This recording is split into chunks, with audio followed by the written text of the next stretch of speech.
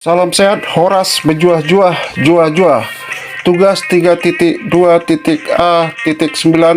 Koneksi antar materi pemimpin dalam pengelolaan sumber daya. Oleh Hulman Sirait, Guru SMA Negeri 2 Sidikalang, calon guru penggerak Angkatan Keempat Kabupaten Deri, Provinsi Sumatera Utara. Fasilitator saya yaitu Pak An Sujana, Sarjana Pendidikan, dan pengajar praktik saya Pak Muhammad Ruslanuddin. Sumber daya di sekolah merupakan sebuah ekosistem karena di dalamnya terdapat interaksi antara biotik dan abiotik.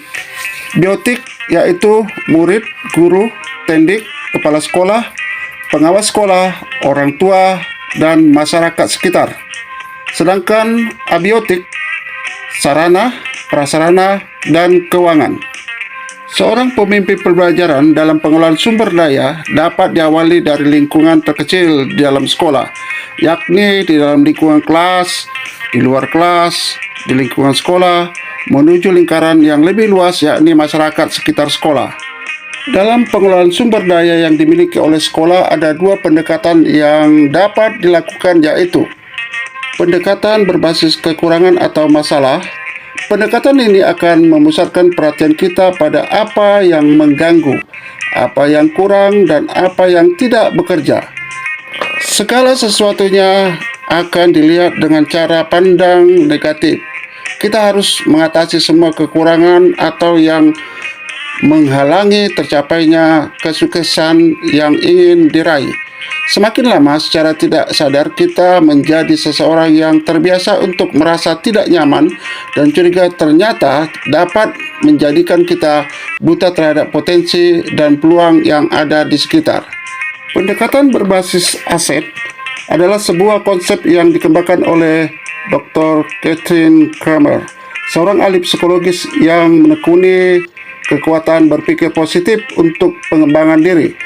Pendekatan ini merupakan cara praktis menemukan dan mengenali hal-hal yang positif dalam kehidupan. Dengan menggunakan kekuatan sebagai tumpuan berpikir, kita diajak untuk memusatkan perhatian pada apa yang bekerja, yang menjadi inspirasi, yang menjadi kekuatan ataupun potensi yang positif. Ada 7 pemetaan aset atau modal, yaitu pertama manusia, kedua sosial, ketiga fisik, keempat finansial, kelima lingkungan atau alam, keenam lingkungan, dan ketujuh agama dan budaya. Hubungan dengan filosofi Kajar Dewantara yaitu menuntun segala kekuatan kodrat yang ada pada anak agar dapat mencapai keselamatan, kebahagiaan setinggi-tingginya, baik sebagai manusia maupun sebagai anggota masyarakat. Kemudian guru harus cerdas dalam mengelola dan menggali kemampuan muridnya, menyesuaikan dengan kodratnya agar dapat nyaman dan bahagia dalam proses pembelajarannya. Hubungan dengan nilai peran dan guru penggerak.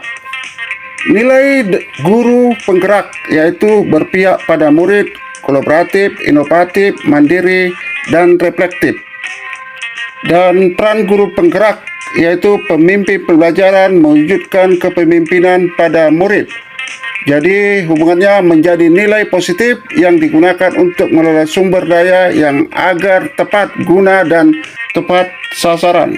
Sedangkan visi guru penggerak hubungannya yaitu mencapai cita-cita murid, guru, dan sekolah. Untuk mencapai cita-cita bersama harus ditentukan dulu tujuan yang jelas dan disepakati bersama. Setelah cita-cita bersama disepakati dalam sebuah visi sekolah, maka langkah selanjutnya adalah menyusun pencapaian visi dengan melakukan pendekatan inquiry apresiatif atau bagja dengan memperhatikan 7 aset utama yang ada dan berpedoman pada pendekatan berbasis aset. Dan hubungan dengan budaya positif yaitu murid-murid yang kita didik dan merupakan aset utama di sekolah. Dengan pemetaan berbasis aset akan fokus pada hal-hal yang positif yang ada di dalam diri murid, yang ada akhirnya akan menumbuhkan budaya positif yang mendorong terbentuknya lingkungan belajar yang nyaman dan kondusif. Hubungan dengan pembelajaran yang berdampak pada murid yaitu Pembelajaran berorientasi yaitu mengelola sumber daya sesuai dengan bakat dan minat murid sehingga diperoleh pembelajaran yang berkualitas. Dan kompetensi sosial emosional atau KSE diperlukan dalam membantu menanggulangi stres ketika mengelola sumber daya dan pengambilan keputusan. Hubungan dengan coaching adalah diperlukan dalam menggali masalah dan potensi siswa untuk menemukan solusi dari masalah yang dihadapi oleh siswa terkait dengan pemanfaatan sumber daya.